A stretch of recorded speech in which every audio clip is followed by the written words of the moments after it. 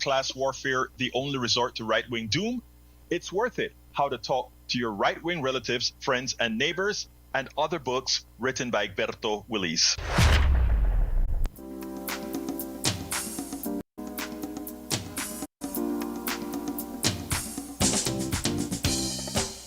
Welcome to Politics Done Right. My name is Egberto Willis, your host. Good morning, Houston. Good morning, Harris County. Good morning to the great state of Texas. Good morning to the United States of America. Good morning to the entire world receiving our signals via the magic of El Internet, formerly known as the ARPANET, created by whom? Created by we the people. Remember that word, we the people, we the people, we the people. But without further ado, let's throw the studio on to El Senor Howard Reynolds and Jack Van Beber, our resident geniuses. Have you seen those guys? We're still looking for them. I'm telling you, when you got the names right, but the descriptions of jobs was not right at all. We're just workers. Just a couple of guys avoiding work. Hey, Jack. How you guys doing? We're doing pretty good. It is Thursday morning at the radio, the 18th of December, 2025, just a couple of minutes after 6 a.m., and Jack and I are here to make sure that you have a great show. And Jack, what you got for us, man? Well, I got Egberto's opening stuff. Good morning, Egberto. How are you? Good morning, my brother. Talk to me. How is Neil? Neil Pretty is doing good. great. Pretty good. Thank you. All right. Oh, that's right. It's Neil Aquino Yeah, Day. yeah, it's Neil Aquino There I Day. am in the How flesh. could I have missed that? All right. The program opens by confronting power with facts. A primetime address meant to reassure the nation instead revealed a president detached from economic reality, misleading Americans about an economy many are struggling to survive. As those lies are dismantled, Houston Democrats demonstrate what accountability looks like on the ground, challenging a mayor who cozies up to forces actively harming working people. The conversation then widens to Wall Street, where alarm bells ring as Trump's team signals a rollback of safeguards meant to prevent another catastrophic financial collapse. Well, you were talking about a president that's devoid and disconnected from economic reality. I would have to say any reality. Very true. Well, it's like they're up there saying that they're pulling in billions, and yeah, they're collecting all this money, but where's it coming from, and why isn't it going to the people to help them out? I think it's coming from your pocket and my pocket. Yes. I've noticed some of my dollars being marked up there. Yeah, We got them marked. I can see every Yeah. dollar that has the name Howard Reynolds, Jack Van Beber. That dollar we took from you, sir. You know, That's where my billions are. that is You know, weird. I always That's where my wondered. billions are. I always wondered. But anyway, guys, let's get busy. We got so much to speak about, so much to talk about. First of all, I do want. First of all, today is Thursday morning, which means it is Neil Aquino Day. Who's Neil? The founder of the Houston Democracy Project, which can be found a place that we should all be visiting often. The HoustonDemocracyProject.com. Buenos dias, el señor Neil Reynolds. Oh, wait a minute, Neil That's Aquino. all right. That's all right. I just made you Howard's brother, A hybrid. a The hybrid, yeah, you went to brother. I went to some sort of hybrid. science Star Trek. Yeah. Transporter accident. Just been watching too much TV. Good morning. Good morning. Good local, global, world, regional audience, and I'm very glad to be here. And we're going to talk. I know we're going to talk about the president's speech first, and then we have a whole bunch of local matters to discuss today. Absolutely, folks. But anyway, let me tell you, I used to tell a lot of our audience, I watched the president so that you wouldn't have to. How many of you actually watched the president last night? Even as you knew I was going to watch it for you. How many of you watched it? It was pathetic. You know what Donald Trump came across with? He wanted to will what's in his mind into yours. And he wants you to forget what you're really seeing, what you're really hearing, all of that. But I tell you, most of all, I don't know. I mean, he was very disciplined in one respect last night, and that is that he really seemed to have had everything written down and reading from the teleprompter. And I think, believe it or not, that makes it worse because the president does not type things into the teleprompter. He's not that capable.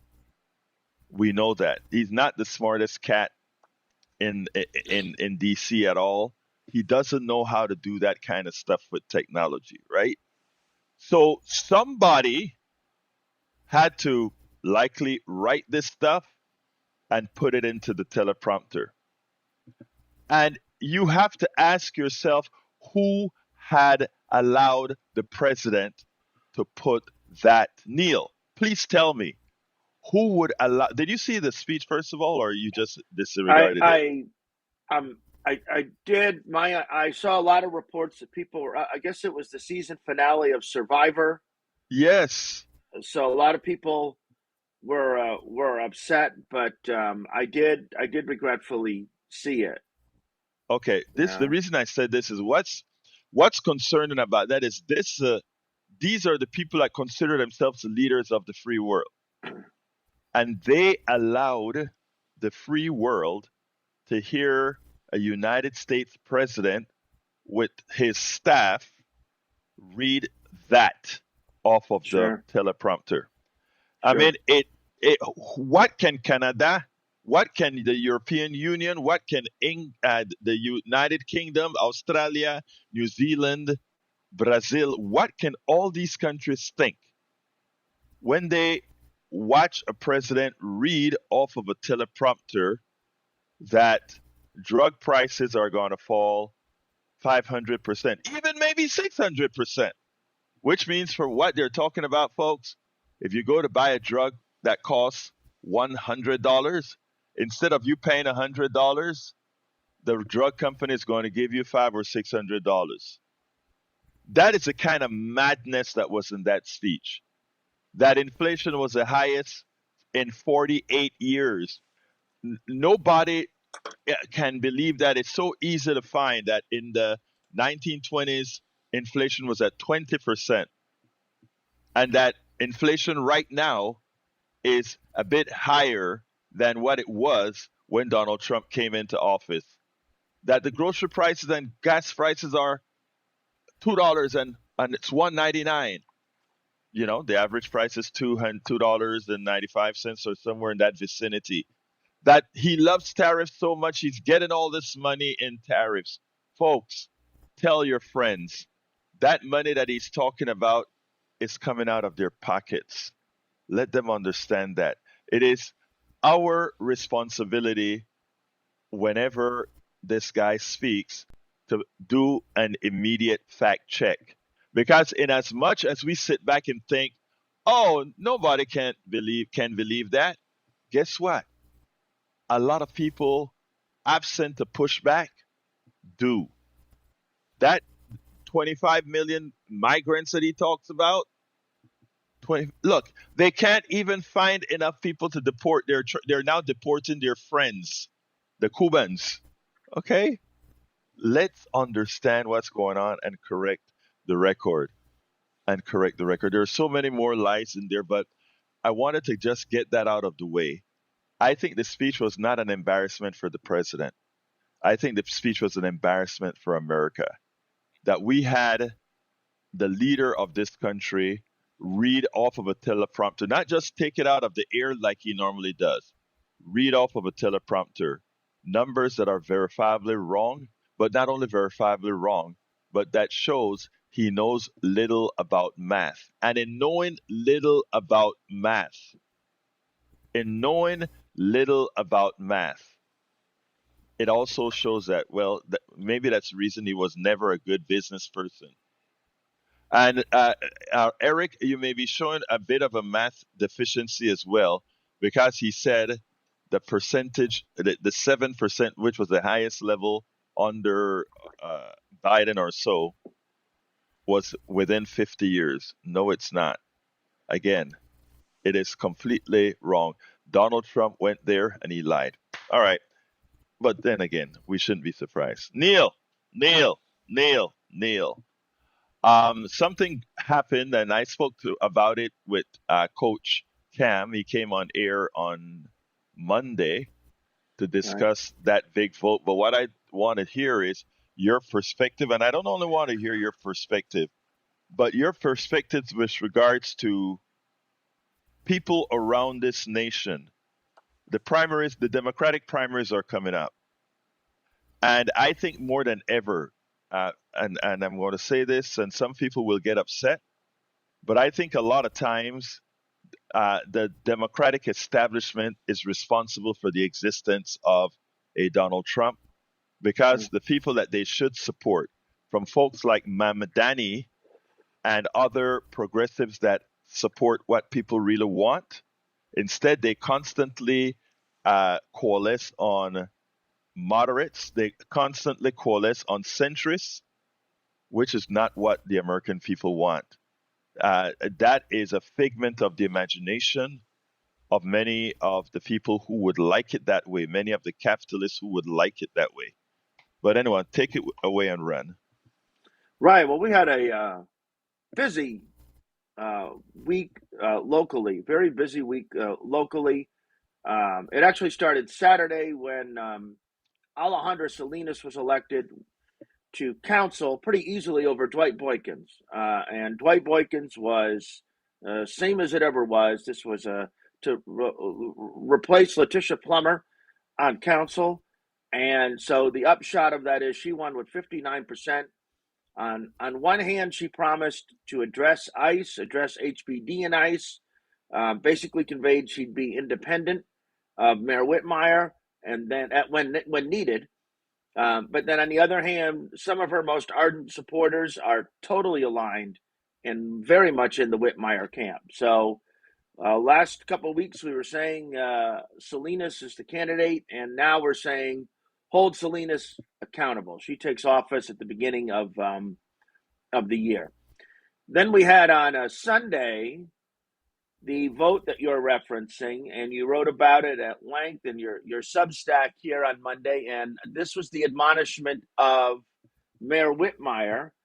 And so this was done by precinct chairs. So the precinct chairs of the Harris County Democratic Party meet quarterly in a meeting called in the County Executive Committee. They meet quarterly, and they met quarterly and voted to admonish and to say that the Democratic Party should no longer give any endorsement to Mayor Whitmire. The vote was 186 to 80, so overwhelming.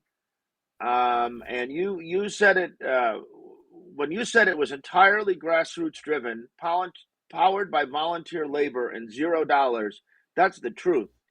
That is the absolute truth. There was no money involved with this, and Whitmire really only took up the fight in the last 3 or 4 days. I think he found it degrading to have to even deal with it. They really didn't make, there were people from the Houston Progressive Caucus calling precinct chairs for weeks in advance. Cam Campbell, who was sworn in as a precinct chair, I believe on Sunday, and will be a new precinct chair, initiated this last April. He brought in, this was after he initiated what became this last April after the fundraiser that Mayor Whitmire appeared for Congressman Dan Crenshaw, who's got his own primary troubles in House District 2. So this was 186 to 80, and this was not about a purity test. Anytime I hear the word purity test, I know I'm dealing with a bad faith actor or not a solid argument. This wasn't because he was a conservative Democrat. There are other conservative Democrats who no one is bothering. This was because you're allowed to have standards. And Kim Ogg, or Representative Sean Theory, if you remember her, who Mm-hmm. veered sharply to the right and started working with Republicans, these folks had a right to hold Mayor Whitmire accountable. We have a right as rank and file citizens to hold Mayor Whitmire accountable. This is not a partisan show. In this case, these were rank and file Democrats as precinct chair who did this. So that was and that was really a great win. That was a great win. There were three other big things. Jolanda Jones. Go Before ahead. before you Sorry. go there, yeah, but before you go there, let me just, because I think I want to expand on what you said, because what you Yeah. said was powerful. When we talk about grassroots, look, when Cam came on to the show on Monday, he Right. pointed out something. He said the mayor has a $10 million war Right. chest. He Yeah. has the ability to use that money however he needs to. And with the precinct chairs, this time around, pretty much kind of edged on, led by Coach Cam, they did it on a zero budget to Right. actually get this guy admonished. What the national implications of this? I always talk about Harris County being a bellwether county, a county with a strong man type leader in our mayor, Mayor Whitmire. And they, just like Ma'am Danny beat the establishment in New York, the local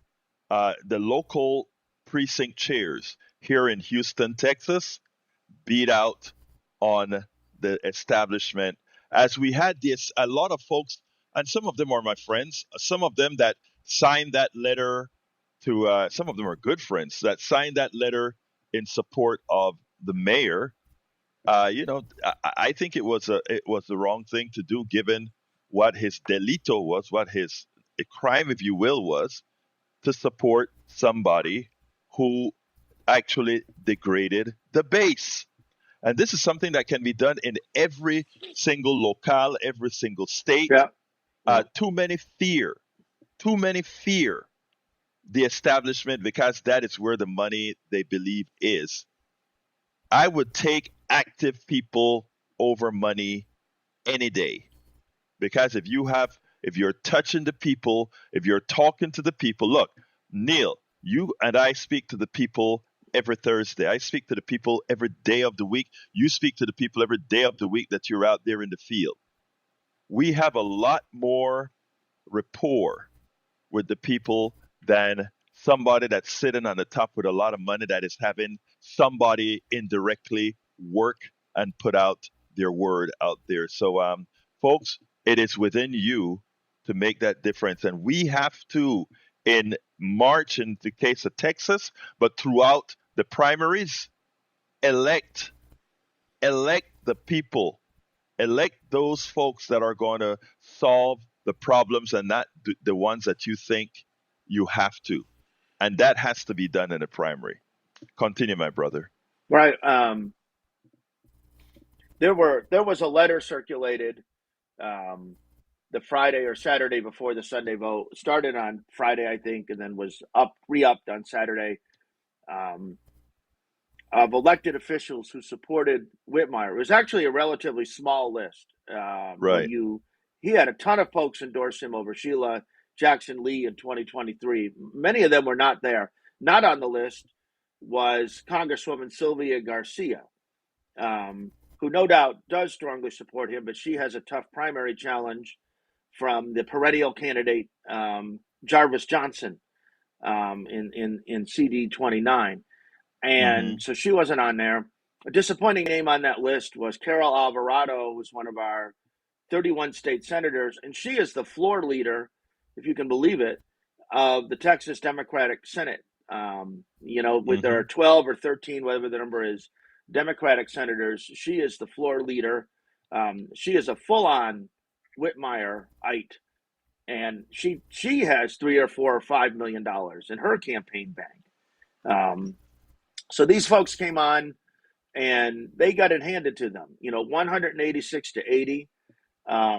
As I always say, the next action is when you organize it. The First Amendment is your permit. The only credential you need is your presence. And these folks organized this. They did it. They showed up, and they got them. And Whitmire, again, it wasn't because Whitmire was to the center or to the right of the party. It's because Whitmire did things like criticize the Democratic judges repeatedly, making life harder for the precinct chairs. If you're a precinct chair, you become responsible for a small area within the Harris County Democratic or Republican Party. The precincts are drawn, I think, by the state. Is it by the county? I should know. I think by the state. But anyway, the precincts are drawn. You get elected. You decide to run, and you get some petition signatures, and you are elected in your little corner of the county, and then have responsibilities, unpaid responsibilities, frequently at your expense, to drive turnout. So these folks had a right, and they spoke up, and this is continuing the work of the Kim Ogg admonishment in 2024, where so people are showing that electeds are accountable, and I hope whatever the next circumstance is, that this happen again. And another disappointing name on the list was Leslie Briones, of supporters of Whitmire. She's my county commissioner. She too has millions of dollars in her campaign bank, which she boasts about, and she doesn't have a primary challenger. Okay, so she should be out going to the Democratic clubs, giving them resources, encouraging people. She shouldn't be signing on a letter admonishing the rank and file for using their own power. But that's what she did. Yeah, it's interesting. I was scouring it, and the one county judge I didn't see on there was Rodney Ellis, which I kind of smiled at that. Adrian Garcia was on there, and Judge Lena obviously was not. Speaking of Judge Lena blasted. There are 3 candidates for Democratic county judge. There are 6 Republican candidates for county judge, I believe, in the primary. The primary is March 3rd. Early voting begins some point late February. And Judge Lena, just out of the blue, and maybe not coincidentally, just 2 days after the Whitmire admonishment, Judge Lena came out and said, "Do not vote for Anise Parker." So Anise Parker, Letitia Plummer, and then a gentleman, Mr. Salazar. And Mr. Salazar, I'm not sure, he got in the race at the end, which means there could be a runoff. Right. I don't think there's going to be one, though. Plummer. We really don't want to run off Mr. Salazar. I would love to know. I don't know, Mr. Not casting any aspersions on Mr. Salazar, but what he did do was, by getting in the race, if it's a close race, if it's 45 to 45 and Salazar gets 10, or even 48 to 48, Salazar gets 4. But this comes off of the Kim Ogg and Whitmire aligned people. The county judge said that former Mayor Parker, had been aligned with Kim Ogg for too long. And there's truth to that.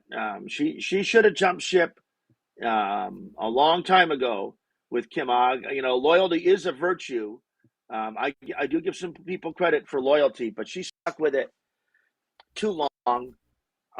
But in my view, I'm a little more open to Anise Parker than some folks. Well, I interviewed Anise Parker a couple of months ago. She was on with us a couple of months ago. I remember. Where and not only I tell you what was interesting is it's the most progressive I've ever heard her sound. Well, she adapts. Unlike Kim Ogg or John Whitmire, she adapts. You could say it's a politician, but I was a blogger. I had a blog called Texas Liberal back when blogging was a bigger thing. And she would meet quarterly with the bloggers. I had access to I remember. Yeah, I Mayor would go to a Parker. couple I of had those. Yeah. quarterly access to Mayor Parker, along with the other bloggers. But I remember that well, and she will talk to anybody. This is not her opponent, Councilwoman Plummer, who will be on City Council for 2 more weeks, has strengths as well. But Well, she's a fighter. Lena said, that's one thing. She's a fighter. Right. It'll be, and I saw them speak at the LaPorte Democratic meeting in September. They both spoke independently. They both took shots at each other. Didn't seem overly warm to one another, and it's going to be a really contested race. And I get where Lena's coming from. That's fine. I'm all for the drama, and I'm all for it. But I will say that Mayor Parker is not quite a Whitmire or an Og, and we'll just hear them both out. I think, look, Whitmire will adapt. Whitmire, if she needs to be a progressive, will be a progressive. I have no doubt about it. I mean, Parker. Yeah. Parker, you're right. Parker. And the truth of the matter is, I am not, even though I don't, I'm not in that hunt. I don't know who I'm voting for yet. Let me give you an interesting thing, though. I remember when Plummer, first of all, her father's a dentist, okay, here in town, and I remember when I actually wrote, he had an organization with Edwards, not Amanda Edwards, but the politician Edwards, to create Ada. Not Ada, the guy, the brother died, but the other guy is an insurance guy. I know who you mean, and he was always in fights with Boris Miles. Right, exactly. The state rep. Well, anyway, okay. They needed a software package for a dental program, and I started the software package with these guys. Al Edwards is the guy. Remember the Al Edwards days? Yeah. And her dad was working with Al's brother on this program, and I don't know how they found me, but I actually wrote the software. It's called ADMS, and I remember her going up to the dental office, and she would be in the office. She was, probably in her early teens, in the office just playing, and then now was a a person at large, the council person at large. It's amazing how small the world is, Yeah, and they're both accessible. Yeah. It's interesting. They're both. It'll be an interesting race. They are both accessible, and she is not a shrinking violet. I need to look up what a shrinking violet is, but she's not a shrinking violet, and it's going to be. And I also want to just comment before we quickly, the CD18 race never ends. It's like it's like a Homeric journey, and Jolanda Jones, who finished third, endorsed Amanda Edwards over Christian Menifee. That race is January 31st, and in part I mentioned it. I wish it would go away because I'm deadly tired of it. I think they've had 97 forums or 300 forums of the candidates, and I heard it suggested that the reason that Jones endorsed Amanda is that the winner of this race on January 31st will then face in the March 3rd primary in the newly drawn 18. If you're confused, it's not you, okay? It's the circumstances. It's not you if you're confused. Al Green.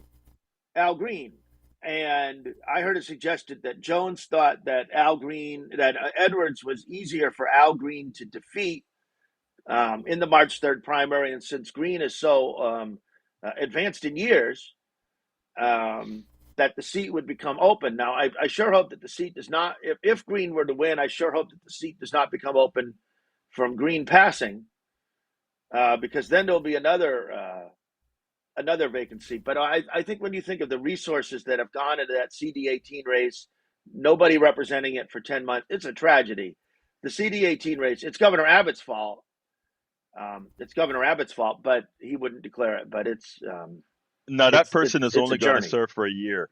That's person under a year What's that, say again? before it, that person will only serve the winner between Edwards Right, and will serve less than a year before that seat opens up right. So again in a new district.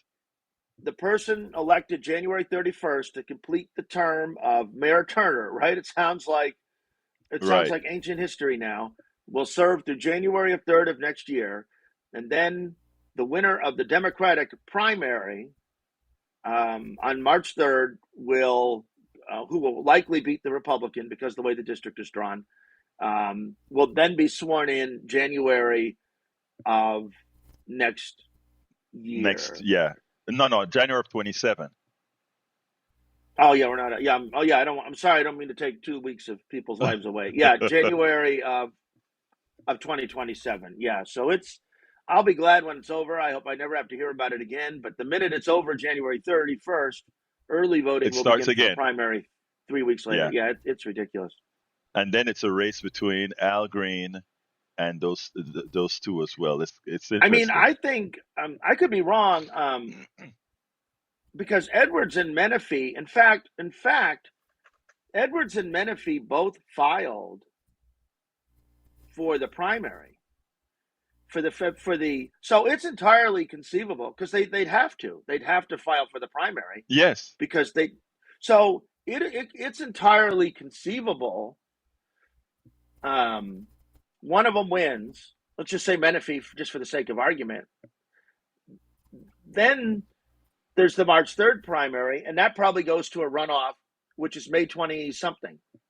So it's entirely possible Menifee could win on January, and then let's say Edwards and Green advance on. There's a lot of scenarios. yeah. Stupid. I think that is one. I have a few questions that I have for. I'll be interviewing Al Green tomorrow. Okay, yeah. Forgot what time. So I'll see exactly where he's at with with the race, but I know he's in. So we'll see what happens. Right. We'll see what happens. But anyway, let's go ahead. I think Jim is on the line, and then but before I go to Jimmy, I want to say Asterion, I am so sorry about the insurance and that you're issuing with them denying your coverage. I would love for you to write that up in a short piece for me that I can feature, just like I intend. I think it's I have another one from Lady Historian as well to feature the crazies that's going on with our insurance companies. But let's go to Jimmy. Come on in, Jimmy. Yeah, I watched President Trump's speech last night. He lied about inflation and so forth. He said there was no inflation, but in fact, the inflation is up 3% from last year. And his chief of staff criticized him quite a bit. She said he has an alcoholic personality. He thinks he can do anything.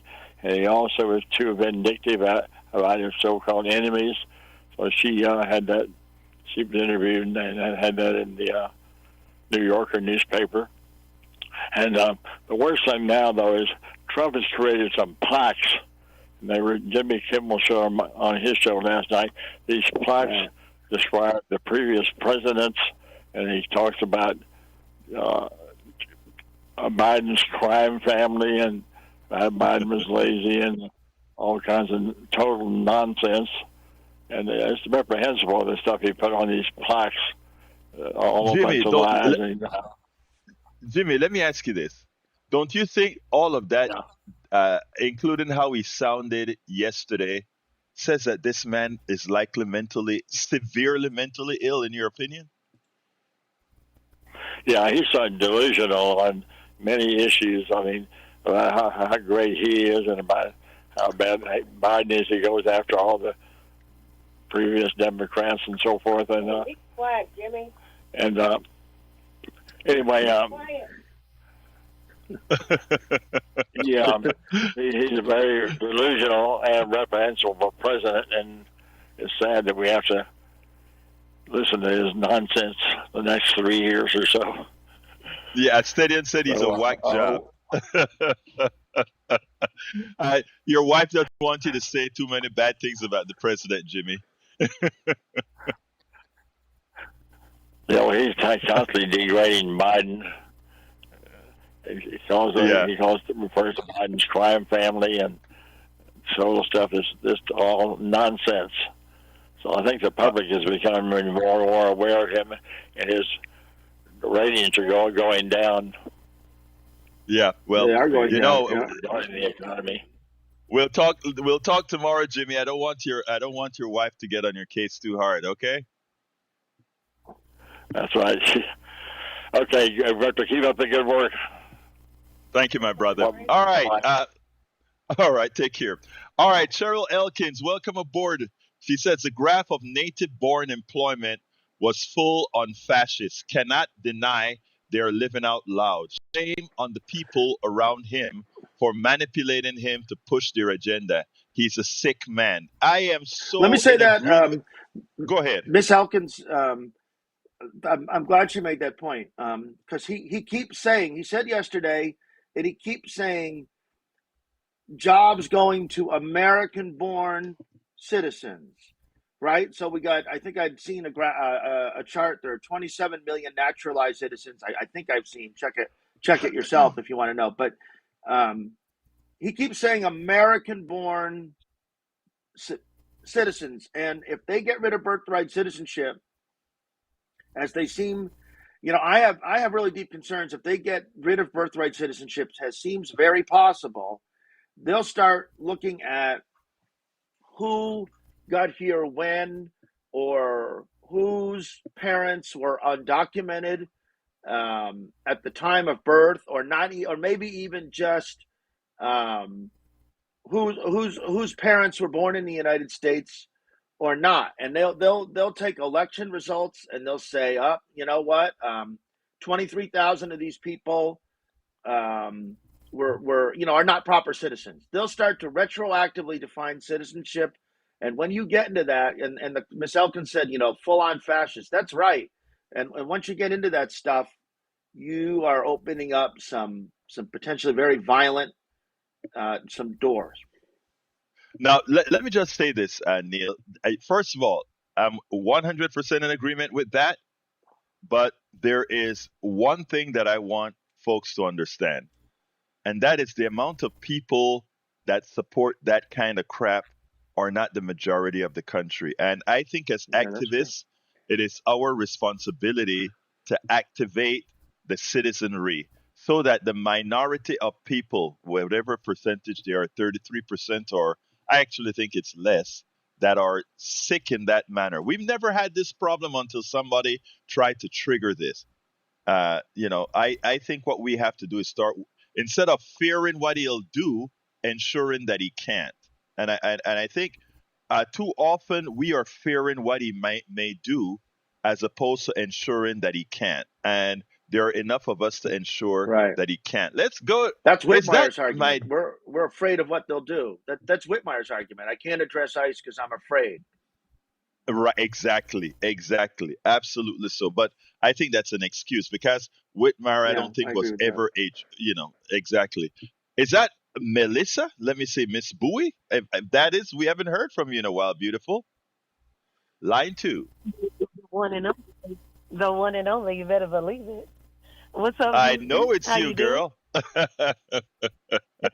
How you doing? You doing? I'm calling because I got something to smile about today. Orny gave me something to smile about, and I wanted to share. So the first thing, I don't watch sports like that. So, but I will be now a new fan of the 49ers and the Dodgers for standing up to bullies. You gotta,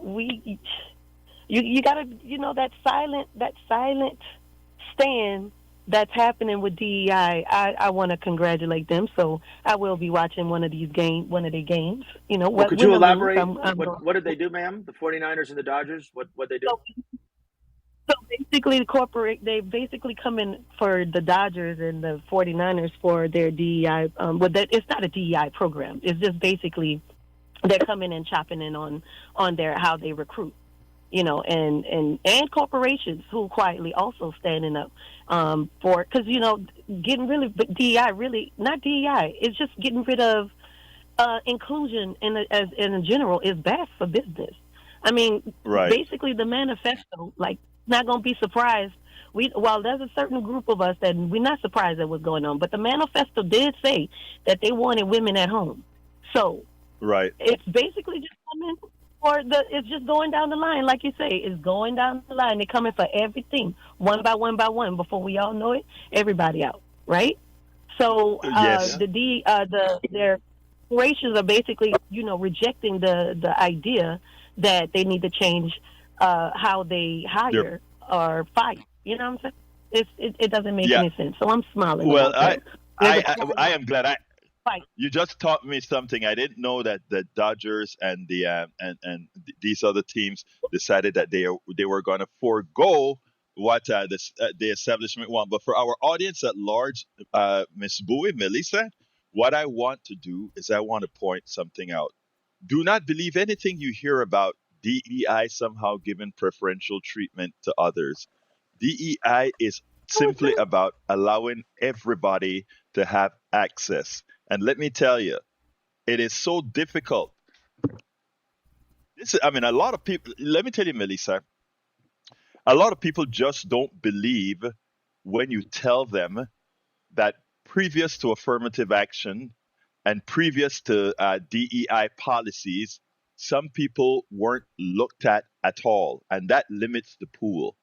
If you take a look at the president's non-DEI administration, that is what a non-DEI administration looks like. You get a whole lot of incompetence because the pool of people that you have to pick from is limited. DEI ensures you have the entire pool to pick from. Continue, please, my dear Melissa.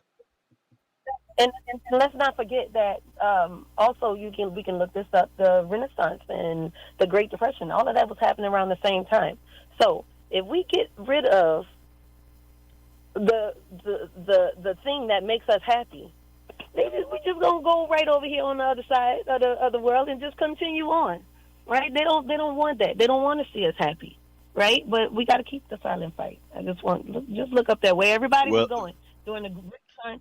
Everybody was over here dancing, having a good time, making new movies, all of that stuff. While on the other side, you had a whole like a major drought of things. Why? Because they wanted to be by themselves, right? So no, everybody, let's love on everybody. Thank you. Love. I love that. Let's love. Thank you, Melissa. You have a wonderful rest of the day. And it was great hearing your voice after a long time, girl. All right, folks. But yeah, I'm glad you brought that up, folks. We have to. Neil just spoke about what can happen if they bring back birthrights and what it means and all of that. I don't want us to worry about those things. I just want us to activate and go out there and get people in, because like I say all of the time, most people are good. Don't forget that. Don't forget that most people are good. But the corruption that occurs in the mind when we work on our carnalities, when we work on people's fears, that is how they have been succeeding. Neil just pointed out that is the excuse that Whitmire uses. Oh, what they may do if I don't appease. No, that's not what it's all about. Neil, do you have anything else that we need to talk about before we move on? I just want to say it's too good to be true that something will happen. But theoretically, the Epstein files are supposed to be released tomorrow. And there's a story today in the New York Times that I've read a portion of it. It's gross. It's just so nasty. About they went back and interviewed, they say, 30 people from back in their day in the 80s, and it's pretty detailed, which means it's pretty disgusting. So I've read it, so you all don't have to, but they were tight, and we'll see if these files are actually. And I've certainly seen suggestions that the reason Trump is so frenetic yesterday. I guess he's going to declassify marijuana maybe today, I've been hearing. And it's that the Epstein files theoretically are coming tomorrow. I'll believe it when I see it. Oh yeah. Well, a lot of his people are going to be mad, but what else is new? Anyway, folks, these all an article. Is there anything else that you have local that you want to talk about before I move on to the Wall Street? I will.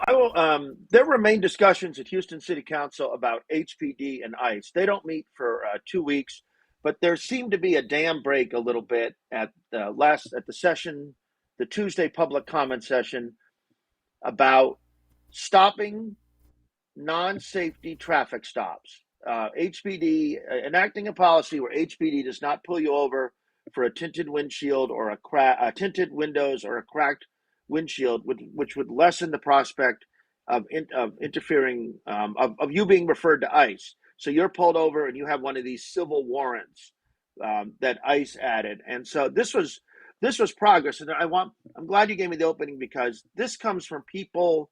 This comes from activists and people going and pressing. 3 council members expressed some interest, and I think we're going to talk about that in January. I'm sure the police union will be against it, but keep an eye on that. I can't hear you, Egberto.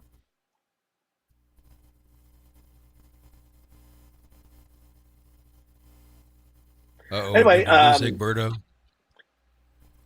All right, can you hear me now? I think you can hear me now. Oh, there we go. Yeah. I was ready to go into a soliloquy. I was going to quote. I'm sorry, folks, if you're going to get 8 minutes of verbatim Shakespeare, like Laurence Olivier. I've been waiting. Sorry, you all miss out.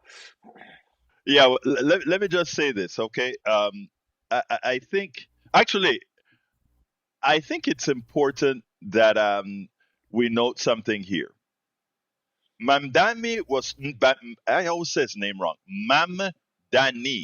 Mamdani was talking about reapportioning police monies into places that it's better spent. In other words, don't send police officers to mental problem issues. Separate the things so that people would be used most efficiently. Let police solve crimes. Let police take care of violence, etc. That's what it is there for. Okay? Now here's the issue, and you brought that into my mind, as you said. They're no longer going to stop people with tinted glass and all of that. That's being considered. That hasn't happened yet. But right. There's a momentum for it. That's what I meant. But there are so many things, right, Neil, that a police officer should never have to waste time stopping you for. Let me give an example. We have cameras now. You have the wrong tints. You take a picture of the car. You have the license plate. You send it into the database. The database sends a ticket out to the person. The person goes ahead and says, "No, my glass aren't tinted." You go to court for that. But what that does is it eliminates an entire half hour the police officer would spend taking care of a tinted car thing. You have a broken tail light. A picture, send it into the system. You get a letter in the mail that says, because they have your information, given that they have your license plate, none of the police officers could be so much more efficient if they didn't have to do those very what do we call it, informational things, right? But that is not what it's all about. It's about power, because we don't have to stop people unless there's a violence. If somebody is speeding, right, you go ahead, you have the radar put out, you put that stuff out. Cars now have those units in them that tell you exactly what it's doing, right? So if a police officer clocks you, they clock you, and if they want to send in a report that says you were speeding, then you simply send it in. There are so many efficiencies in policing that could be done so that real police work that requires a human being to handle could be taken care of. But they don't want to hear that, because that also means less police officers are needed on the force. Continue, my brother. Right. Of course, if you that makes me think of the red light cameras that we had in Houston. We had a system like that, and the public got rid of it under the guise of privacy. And I bring it up because it's a relevant issue. We have these flock cameras that have also been brought up by police community activists in town. No matter where you go, certainly in Houston, they're taking a picture of your camera. People said they didn't want the red light cameras for privacy. They didn't want the red light cameras because they were speeding and running Right. red lights. I don't know how many people that vote has killed. I remember Councilman Michael Kubash used to go around and boast, "I got rid of the red light cameras." But I'm not off on an aside.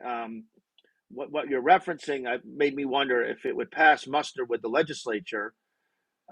We would pass a law, a camera has determined your window, your tail light, your expired tag or whatever.